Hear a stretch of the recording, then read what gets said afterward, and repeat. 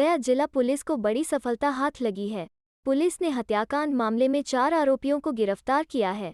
साथ ही गिरफ्तार लोगों के पास से हथियार भी बरामद किया गया है। इस संबंध में वरीय पुलिस अधीक्षक आदित्य कुमार ने बताया कि विगत 23 अक्टूबर की रात्रि जिले के शेरघाटी थाना क्षेत्र के काजी मोहल्ला स्थित रूबी श्रृंगार दुकान के स्टाफ मोहम्मद तैयब आलम को अपराधियों ने गोली मारकर हत्या कर दी थी, जिसके बाद से पुलिस ने इस घटना को चुनौती के रूप में लिया था। इस मामले में सिटी एसपी राकेश कुमार के नेतृत्व में विशेष टीम का भी गठन किया गया था, जिसके बाद से पुलिस लगातार मामले की छानबीन कर रही थी। इस दौरान यह गुप्त सूचना मिली कि शेरघाटी थाना क्षेत्र के हमजापुर गांव के समीप घटना में शामिल अपराधी किसी बड़ी घटना को अंजाम देने के लिए इकट्ठा हुए हैं, जिसके बाद त्वरित कार्रवाई करते हुए कई थानों की पुलिस द्वारा हमजापुर में छापामारी की गई, जहां से फोटो खान और पंकज पासवान को गिरफ्तार किया गया। इनके पास से हथियार भी बरामद किया गया है। उन्होंने कहा कि मौके से 3 अन्य अपराधी भागने में सफल रहे, जिनकी गिरफ्तारी के लिए पुलिस छापामारी कर रहा है। उन्होंने कहा कि गिरफ्तार दोनों अपराधियों की निशानदेही पर शेरघाटी बाजार से ही जीशान को भी गिरफ्तार किया गया है। जीशान ने ही सुपारी लेने का कार्य किया था। उन्होंने बताया कि पूछताछ के क्रम में अपराधियों के द्वारा यह जानकारी दी गई कि मृतक तैयब आलम की पत्नी अफशा परवीन ने ही उक्त अपराधियों को अपने पति की हत्या के लिए सुपारी दी थी। अफशा परवीन की पूर्व में अपने एक प्रेमी से शादी हुई थी। इसके बाद उसने तैयब आलम से दूसरा विवाह किया था। अफशा परवीन ने अपने पति तैयब आलम की हत्या के लिए 2 लाख की सुपारी दी थी, जिसके बाद 80,000 रुपये एडवांस दिए गए थे। बाकी पैसा काम हो जाने के बाद देने की बात हुई थी।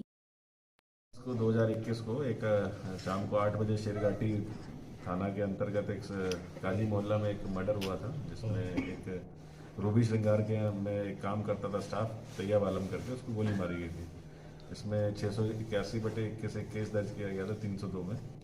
उसी के लिए हम लोग तभी से लगे हुए थे, क्योंकि बहुत सारी चीज़ें जो थी वो मिसमैच आ रही थी। उसमें सिटी एसपी साहब और एसडीपीओ साहब ने काफ़ी गंभीरता से इसको लेते हुए तभी से लगातार लगे थे, मगर कोई लाभप्रद लीड नहीं मिल पा रही थी। फिर एक लीड मिली, जिसमें इन लोगों ने आगे काम करना शुरू किया।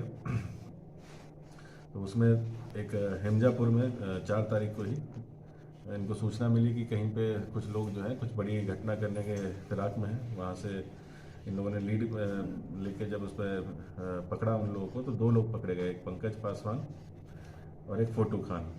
ये 2 लोग पकड़े गए वहाँ से, और उन्हीं की से पूछताछ करी, क्योंकि पंकज पासवान पे पहले भी शक था। जब उससे पूछताछ की गई तो उन लोगों ने बताया पूरा कि कैसे क्या क्या किया है, इसको कैसे किस तरह से मारा था, गोली मारी थी। इसका सार ये है कि इसकी जो वाइफ है अफशा परवीन,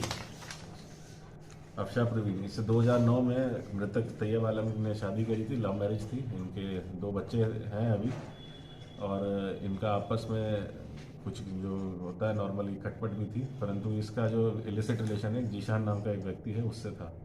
जीशान की उम्र 26 साल है, वो भी गिरफ्तार हुआ है। इसने उसको कहा उसको कि मार दो ताकि हम लोग आपस में फ्री हो जाएं। उन दोनों का पहले से इलिसिट रिलेशन था, इसीलिए उसने 2 लाख में बात हुई, जिसमें महिला ने अपने 1 लाख के गेवर जो है गिरवी रख के उसको 1 लाख रुपए दिए। 1 लाख रुपए ड्यू थे।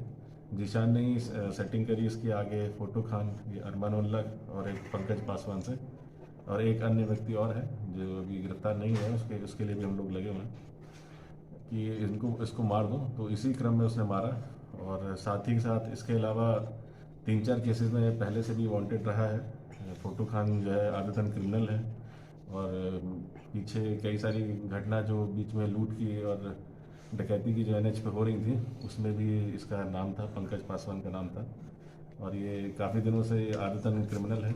इसने एक और मर्डर किया था गुरुआ में 8 फरवरी को 2021 को, उसमें भी इसने कन्फेस किया है कि इसको मारा था। टोटल जो बात थी इन लोगों की, लगभग